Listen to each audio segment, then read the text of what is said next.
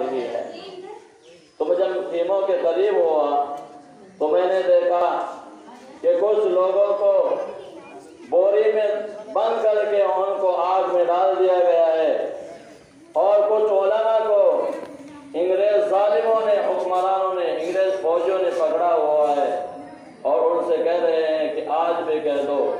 کہ ہم انگریز کی مخالفت پر نہیں ہیں، ہم انگریز کی مخالفت نہیں کر رہے ہیں، آج بھی تم کہہ دو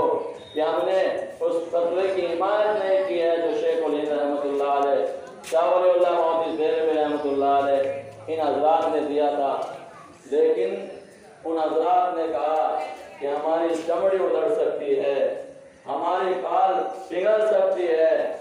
ہمیں اس ملک کے لیے قربانی دینی پڑے تو کوئی حرج کی بات نہیں ہے، لیکن ظالموں ہم تمہاری غلامی کو قبول کرنے کے لیے تیار نہیں ہیں۔ وہ لوگ ہنستے ہنستے پھانسیوں پہ چڑھ گئے۔ شیخ الہند رحمۃ اللہ علیہ کو مالٹا کی جیل کے اندر رکھا گیا۔ آپ کو سزائیں دی جاتی تھی۔ جس وقت حکیم اجمل خان کے یہاں حضرت کا انتقال ہو گیا شیخ الہند رحمۃ اللہ علیہ کا، تو شیخ الاسلام رحمۃ اللہ علیہ موجود تھے۔ تو شیخ الاسلام رحمۃ اللہ علیہ کو سے لوگوں نے پوچھا کہ شیخ الہند رحمۃ اللہ علیہ کی پشت کے اوپر گوشت کچھ نظر نہیں آتا ہے، اس کی کیا وجہ ہے؟ تو حضرت نے فرمایا کہ میرے استاد محترم شیخ الہند رحمۃ اللہ علیہ نے مجھے منع کیا تھا کہ میں اس راز کو افشا نہ کروں، اس کو ظاہر نہ کروں، لیکن آج میرے سامنے مجبوری ہے، آپ لوگ مجھے مجبور کر رہے ہو کہ آج میں اس چیز کو بیان کرنے کے لیے مجبور ہو چکا۔ شیخ الاسلام رحمۃ اللہ علیہ نے فرمایا کہ جس وقت میں اور میرا استاد محترم میرے شیخ الہند رحمۃ اللہ علیہ ہم مالٹا کی جیل کے اندر قید و بند کی زندگی گزار رہے تھے، تو اس وقت پہ انگریز ظالم میرے استاد محترم کو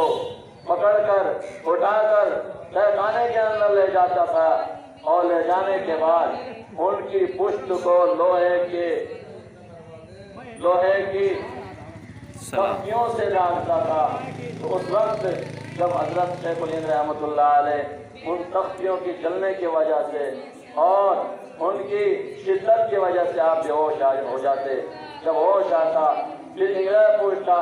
کہ شیخ الہند محمود الحسن اب بھی کہتے کہ میں نے فتویٰ نہیں دیا۔ حضرت فرماتے کہ اے ظالموں، میں بلال کا وارث ہوں، میری چمڑی ادھڑ سکتی ہے، میری چمڑی پگھل سکتی ہے، میرے روح نکل سکتی ہے، لیکن میں کبھی تمہارے حق میں فتویٰ نہیں دے سکتا ہوں۔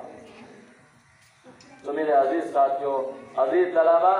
ہمارے اکابر نے اس ملک کی آزادی کے اندر دلاوت دی، ملک بدری اور بڑی بڑی قربانیاں دی ہیں۔ ان قربانیوں کی برکت سے آج الحمدللہ ہمیں یہ مدارس، یہ مکاتب، یہ مساجد، یہ خانقاہیں اور یہ خوشی اور ہمارے سروں پر ٹوپیاں اور ہمیں اس ملک کے اندر رہنے کی آج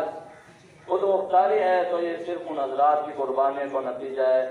دعا کرنی چاہیے کہ اللہ تعالیٰ ان حضرات کی قبروں کو نور سے منور فرمائے، اور ایسے ہی مجاہد اللہ تعالیٰ امت کے اندر پیدا فرمائے جو ملک کے ہر وقت، ملت کے ہر وقت رہبری اور رہنمائی فرماتے رہیں۔ آج کا دن دوسری خوشی میں ہم لوگ آج اس دن کے اندر ہمیں اپنے اکابر کے لیے قرآن کریم اور دوسرے وظائف پڑھ کر ان کی روحوں کو ثواب پہنچانا چاہیے۔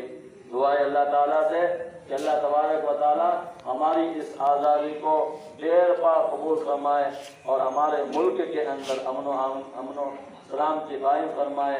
اور بھائی چارہ اس ملک کے اندر قائم فرمائے۔ آمین وآخر دعوانا ان الحمدللہ رب العالمین۔